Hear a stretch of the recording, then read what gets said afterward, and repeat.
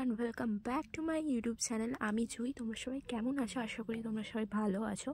তো আজকে নিয়ে চলে এলাম নতুন বছরের একটা নতুন ভিডিও।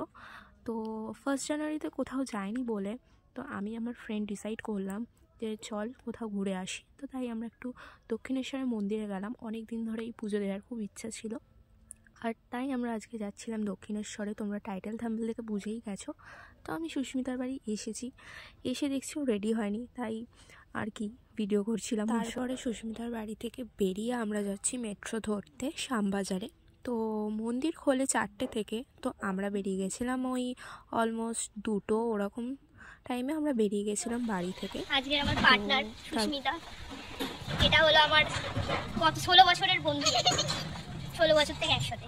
আমার দাদারাও বন্ধু ছিল, এখনো আছে, আমরাও আছি।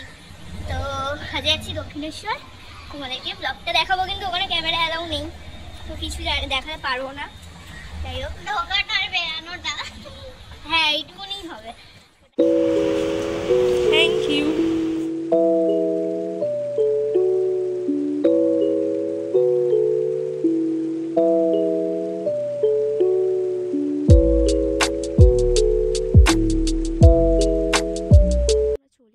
তারপরে আমরা এখানে কিছু ফটো পিকচার এগুলো তুলছিলাম। তো সেদিন প্রচণ্ড ভিড় ছিল দক্ষিণেশ্বরে, মানে ধারণার বাইরে। এরকম জীবনেও আমরা দেখিনি, মানে সে মারামারিও হচ্ছিল, মানে খুব বাজে একটা আমাদের এক্সপিরিয়েন্স হয়েছে ওই দিন। আমরা অনেকবারই দুজন মিলে দক্ষিণেশ্বরে গেছি পুজো দিতে, কিন্তু এইবারে একটু বেশি ভিড় ছিল। যাই হোক, আমরা খুব ভালো করে পুজো দিয়েছি, মন ভরে মাকে ডেকেছি। আর তারপর আমরা বেরিয়ে গেছি। এখানে একটা খুব ফানি হয়েছিল, আমাদের সাথে ঘটনা ঘটেছিল।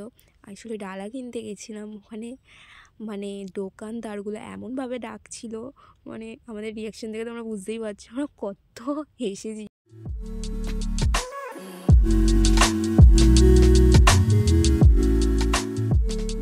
সুস্মিতা আমার সমস্ত কিছু জিনিস ধরে রয়েছে। এসে আমি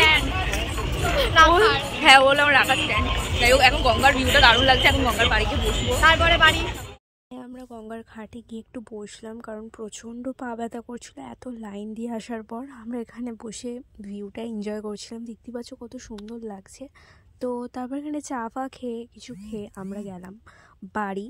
তো আজকের ভিডিওটা এইটুকুনি ছিল। ভিডিওটা ভালো লাগলে please like, share and subscribe করে দিও। নেক্সট ভিডিওতে দেখা হচ্ছে। টাটা।